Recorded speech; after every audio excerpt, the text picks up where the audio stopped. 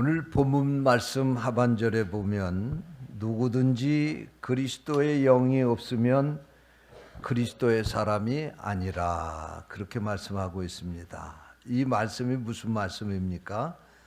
성령이 우리 속에 있어야 우리가 그리스도의 사람이다. 그런 말씀입니다.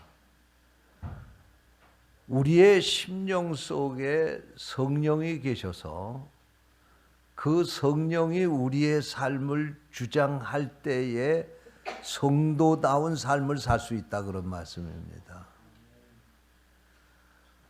우리 심령에 방이 있습니다. 여기에 성령을 모시지 아니하면 세상에 쓸데없는 욕심이나 세상 것들이 자리를 잡고 그것이 우리를 움직입니다. 그러나 성령이 우리 속에 오셔서 자리를 잡고 있을 때 성령은 우리의 삶을 움직이시고 또 우리들은 그 성령을 따라서 살아가게 될 때 참된 그리스도인으로 살아갈 수 있다. 그런 말씀입니다. 2023년 새해가 여러분의 심령 속에 성령을 모시고 그 성령에 인도하시고 역사하시는 대로 살아가는 삶이 되시기를 주님의 이름으로 축원합니다.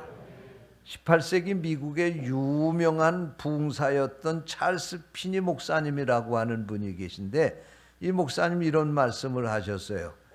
죄인들이 회개하지 않는 것이 죄가 되듯이 성도가 성령으로 하지 않는 것도 죄다. 그런 말씀을 하셨습니다.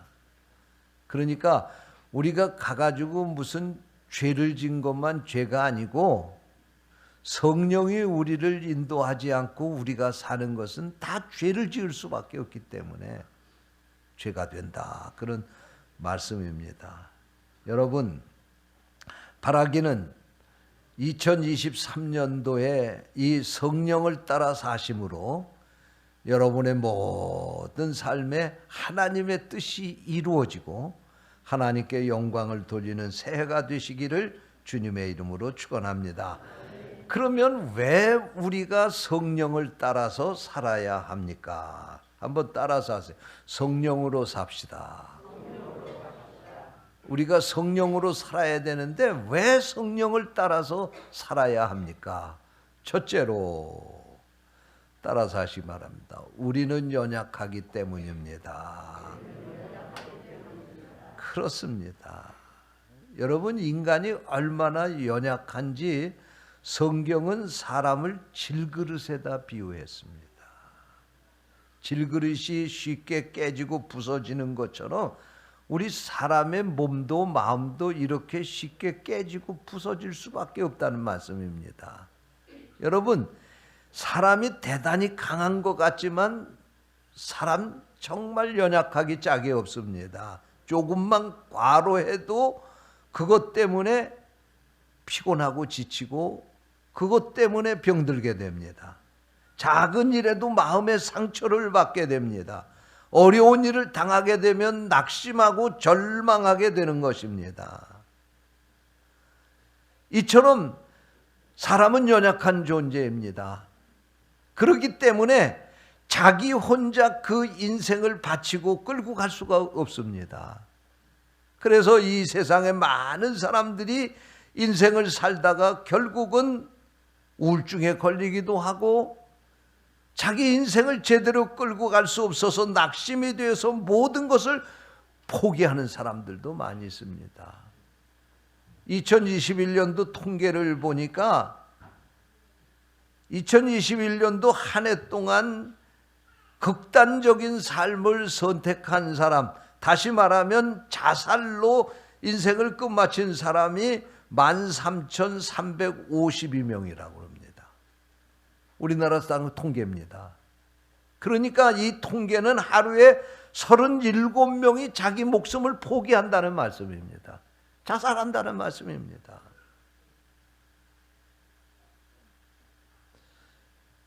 사실 OECD 국가 중에서 자살률 1위가 우리 대한민국입니다.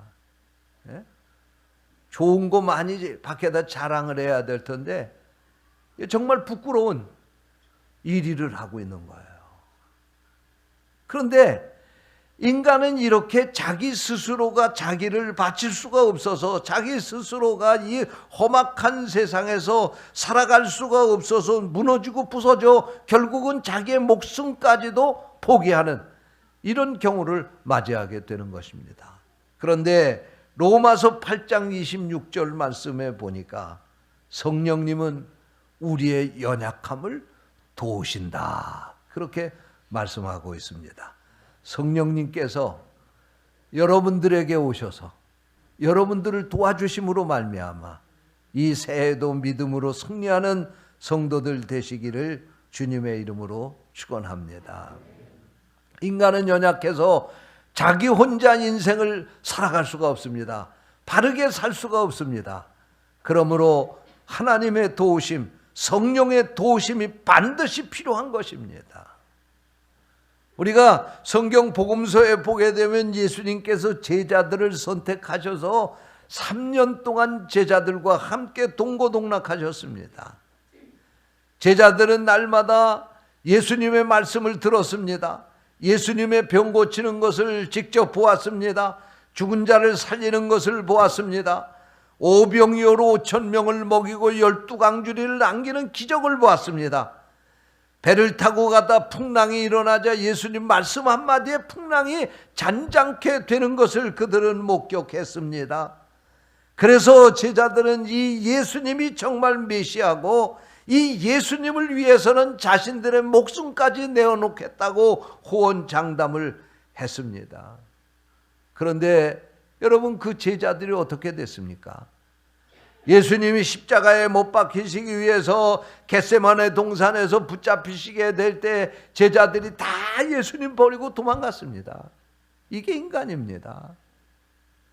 그것뿐만 아니라 수제자라고 일컫는 베드로는 그래도 도망갔다가 다시 예수님이 재판을 받는 빌라도 총독의 법정으로 왔습니다. 그러나 한 계집아이가 이 베드로를 가리키면서 저 사람도 예수와 함께 있었던 사람이라고 말하자 그만 베드로는 예수님 앞에서 저주하고 맹세하면서 3번씩이나 예수님을 모른다고 부인을 했습니다. 여러분, 이게 제자들의 모습이고 이 모습은 어떻게 생각하면 오늘 나의 모습 아닙니까? 신앙생활을 하다가 모든 것이 내 뜻대로 될 때에는 하나님의 은혜 감사하다고 하고 그리고 하나님 앞에 충성한다고 그렇게 호언장담하면서 약속을 했지만, 그러나 내 삶이 내 뜻대로 되어지지 않게 될 때 한순간에 우리의 믿음이 무너져 내리고 과거로 다시 돌아가서 주님을 부인하고 때로는 주님을 안타깝게 하는 그런 경우가 얼마나 많습니까?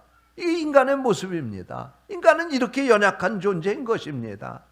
유혹이나 문제 앞에서 쉽게 좌절하고 무릎 꿇는 것이 바로 인간이요, 우리 자신 아닙니까? 예수님은 이런 우리를 너무나도 잘 아시기 때문에 이 세상을 떠나시면서 너희들을 고아와 같이 내버려 두지 않기 위해서 성령님을 보내시겠다고 말씀을 하셨고, 그 성령님, 예수님과 똑같은 보혜사 성령님이 지금 우리에게 오셔서 우리를 도와주고 계신 것입니다. 우리의 연약함을 도우셔서 승리케 하시는 것입니다. 사랑하는 성도 여러분, 2023년도에는 이 성령님과 함께 성령을 따라서 살아가는 성도들이 되시기를 주님의 이름으로 축원합니다. 둘째로, 왜 우리가 성령을 따라서 살아야 합니까? 따라서 한번 하시기 바랍니다. 담대하게 살기 위해서입니다. 그렇습니다.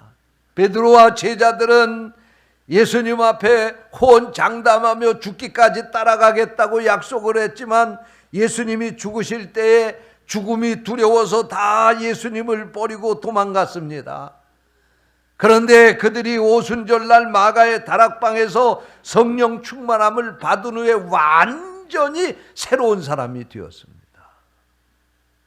그들은 예수님이 죽는 것을 보고 죽음이 두려워서 도망갔던 자들인데 성령을 받고 난 후에 그들은 예수님을 전하기 위해서 죽음을 두려워하지 않았습니다. 이처럼 그들은 담대해진 것입니다. 그래서 사도행전 2장 36절에 보면 베드로가 나가서 담대하게 이렇게 전했습니다. 너희가 십자가에 못 박은 이 예수를 하나님이 주와 그리스도가 되게 하셨느니라. 뿐만 아니라 이 베드로는 사도행전 4장 19절 20절 말씀에 보니까 복음을 전하지 못하게 하는 공회원들 앞에 가서 담대하게 이렇게 외칩니다. 하나님 앞에서 너희 말을 듣는 것이 하나님의 말씀을 듣는 것보다 옳은가 판단하라. 우리는 보고 들은 것을 말하지 아니할 수 없노라. 할렐루야. 여러분, 그렇습니다. 성령은 이들을 이렇게 담대하게 만든 것입니다. 왜냐하면 그들에게 확신이 있었기 때문입니다. 예수 그리스도가 나의 구세주라고 하는 확신이 있습니다. 여러분, 성령께서 이 믿음을 주셨기에 확신을 가진 것입니다. 성령으로 하지 아니하고는 예수를 주라고 할 수 없다고 분명히 고린도전서 12장 6절에서 말씀하고 있습니다. 그렇습니다. 예수 그리스도를 구주라고 하는 확신을 갖게 하고 또 담대함을 주셔서 나가서 목숨 걸고 예수 그리스도를 전할 수 있게 성령은 그들을 변화시킨 것입니다.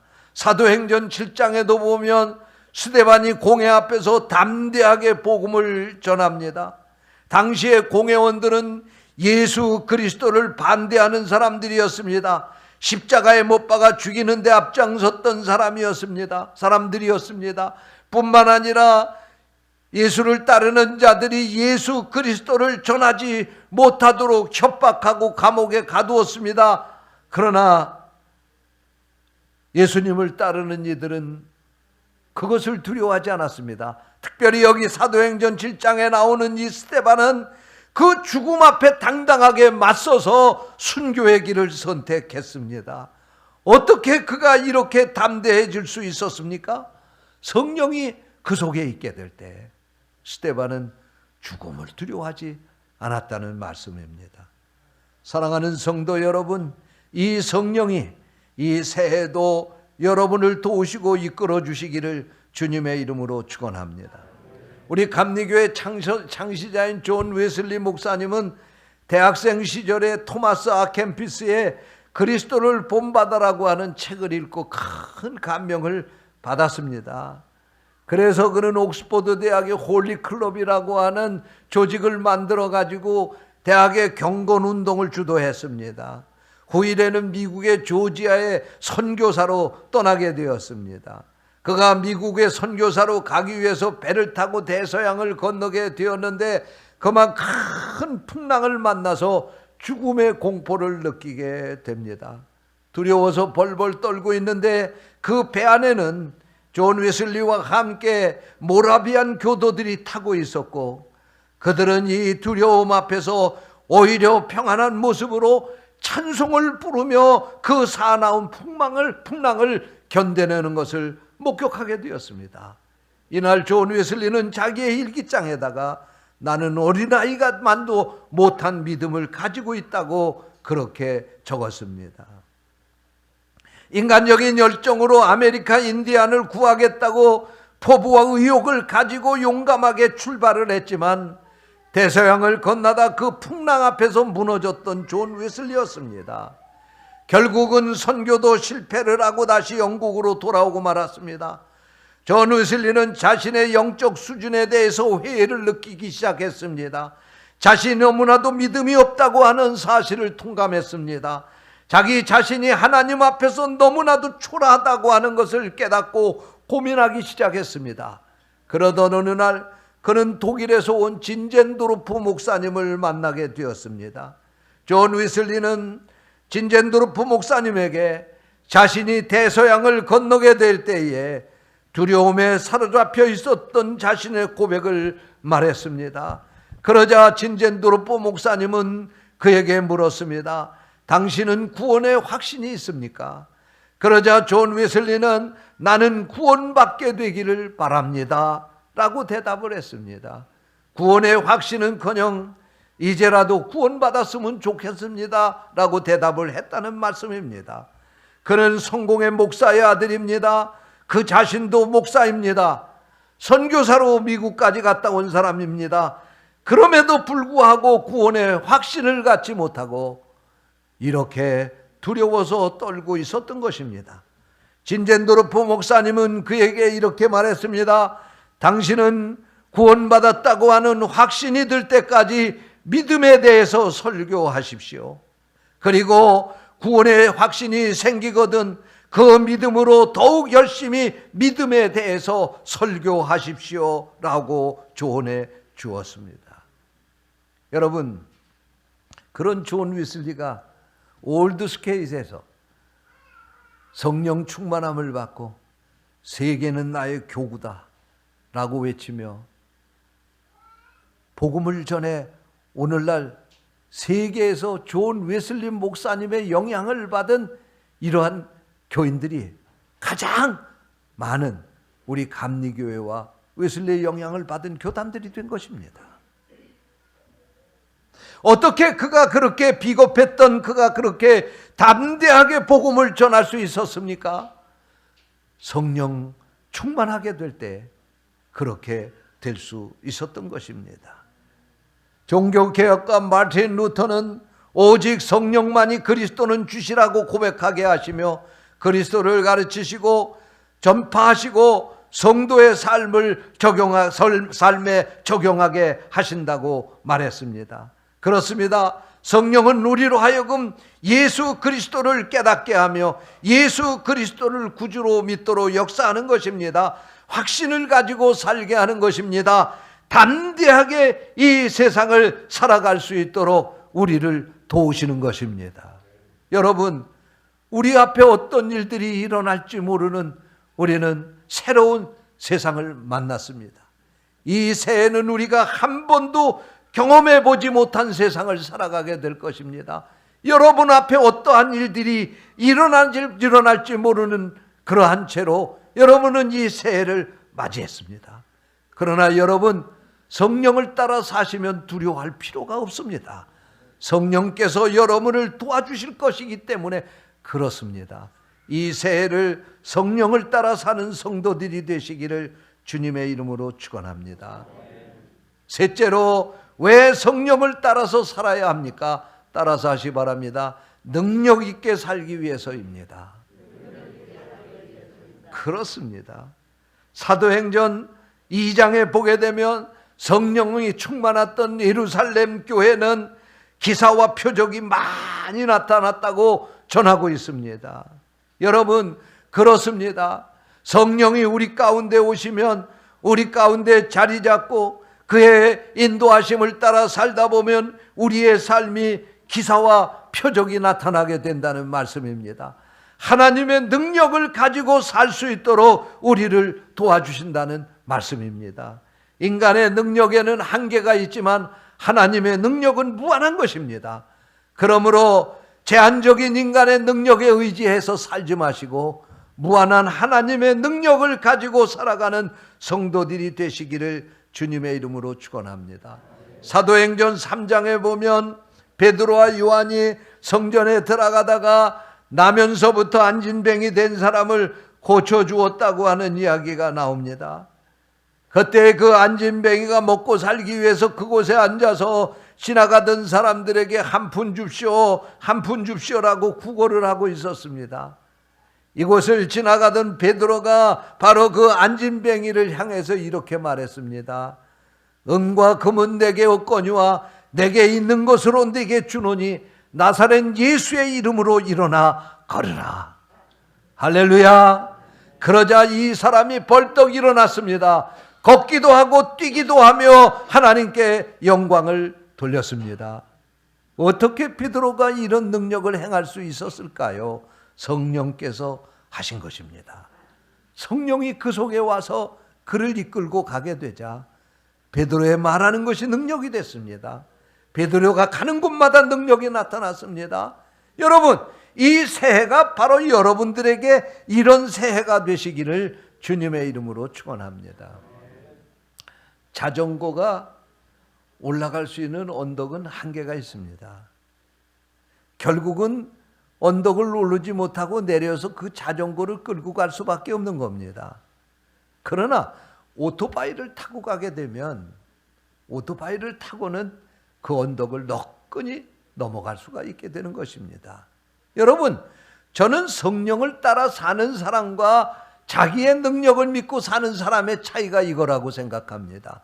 성령을 따라 사는 사람은 오토바이 타고 가는 것이고 자기 능력 의지에서 사는 사람은 자전거 타고 가는 사람입니다. 결국 언덕에 오르다가 내려서 자전거를 끌고 가야 되는 것처럼 여러분이 여러분 인생 끌고 가려고 착각하고 살다가 결국은 여러분의 인생도 감당 못해서 스스로 포기할 수밖에 없는 그런 인생을 살아가게 될 것이다, 그런 말씀입니다. 그러므로 이 새해에는 여러분들이 성령을 따라서 사시고 성령의 주시는 능력을 가지고 살아가는 새해가 되시기를 주님의 이름으로 축원합니다. 일본의 기독교 지도자였던 우찌무라 간조는 이런 말을 했습니다. 성령을 받지 못한 크리스찬들처럼 불쌍한 사람은 없다. 왜냐하면 그는 세상의 것을 가지지 못했을 뿐만 아니라 하늘나라의 것도 가지지 못했기 때문이다. 세상이 그를 업신여겨도 그는 세상을 이길 힘이 없으며 깨끗하게 되기를 힘써도 그는 결코 깨끗해질 수 없다. 그는 성령을 받아야 한다. 그렇지 않으면 그는 불신자보다 못한 사람이 될 것이다 라고 말했습니다. 사랑하는 성도 여러분, 하나님은 여러분을 사랑하셔서 여러분을 돕기 위해서 성령을 보내주셨습니다. 이 새해도 이 성령님을 따라서 사심으로 말미암아 성령님께서 여러분을 담대하게 하시고 또 여러분에게 능력을 주셔서 그 능력으로 이 새해를 승리하는 성도들이 되시기를 주님의 이름으로 축원합니다. 기도하겠습니다. 하나님 아버지, 우리는 한없이 부족하고 연약합니다. 넘어지고 쓰러질 수밖에 없고 부서지고 깨질 수밖에 없습니다. 좌절하고 절망할 수밖에 없습니다. 그래서 우리 주님은 이 세상을 떠나시면서 내가 연약한 너희들을 돕기 위해서 보혜사 성령을 보내주시겠다고 약속하셨고 그 성령이 우리에게 오셨습니다. 그런데도 우리는 그 성령을 의지하며 살지 않고 내 마음대로, 내 생각대로, 내 뜻대로 살려고 힘썼습니다. 하나님 아버지, 우리에게 믿음을 주셔서 이 새해에는 그 성령님 의지하고 그 성령님께 모든 것을 맡기고 살아가는 우리 성도들 되게 하여 주시옵소서. 우리 구주 예수 그리스도의 이름으로 기도하옵나이다. 아멘.